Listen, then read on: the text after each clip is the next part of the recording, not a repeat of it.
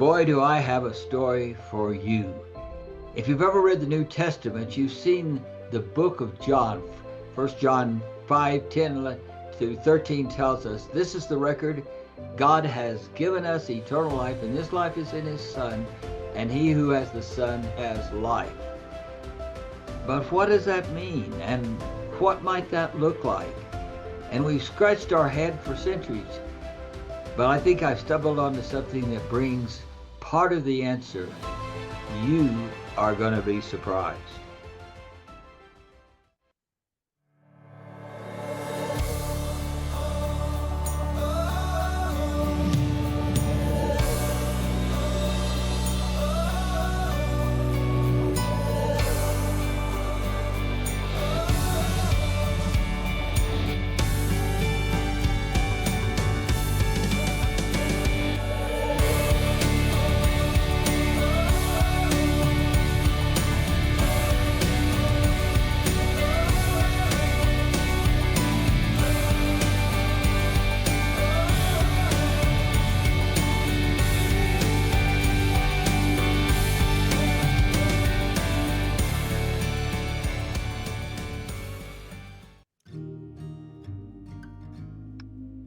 I'd known Ruth Eaton for years. She'd been with me through 2 churches, and she was at this time probably around 87 when she discovered old people. Ruth was visiting in a nursing home and found people who had been left behind. They had no relatives, no friends. They were singular. And she thought, I can't put up with this. I'm going to have to help those old people. And so she set out to make sure that every one of them had at least one Christmas present. Through the year, whenever there was a sale, whether it was socks, underwear, handkerchiefs, whatever, Ruth bought it, and in her house there was stacks of boxes where she would be putting together these gifts for the coming Christmas. Ruth was sitting on her couch, putting together one of these gifts.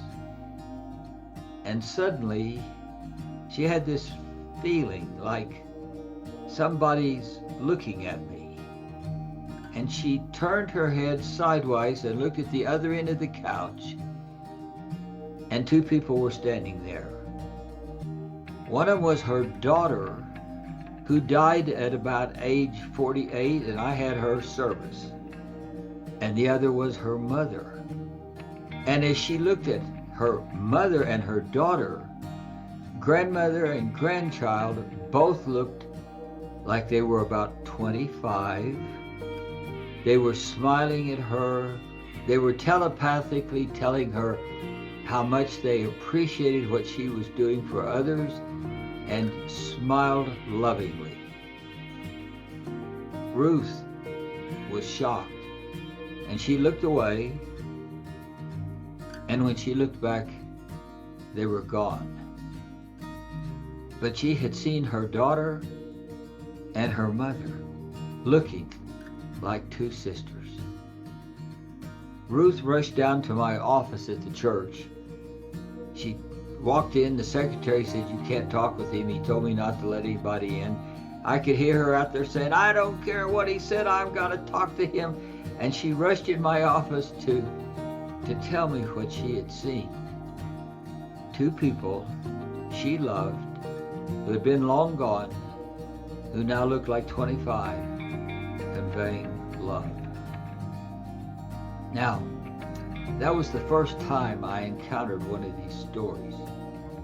But it wasn't too long away that my father-in-law, Mitchell Brantley, who was a fine Christian man, a man of high principle, a fine, hard-working, diligent sort of guy.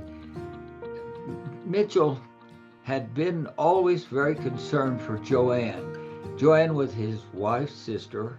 She was never married, fine person, just singular. And he had always been concerned that she be okay. Well, Mitchell Brantley died. And it was one of those moments that was difficult for all of us, but he was gone. Joanne now had ended up in a nursing home. struggling along. She was quite old, but somehow she'd get out in her walker and try to walk down to where they had a religious service, back to her room. Joanne was walking down the hall, and suddenly there was someone beside her. And she looked over, and it was Mitchell. And Mitchell said to her, "Joanne, are you okay? Can you make it?" And Joanne looked at him and said, "Mitchell, I think I can. I think I can." He smiled, patted her, and was gone. Now, those two experiences validate what the third book of John told us, that God has given us eternal life.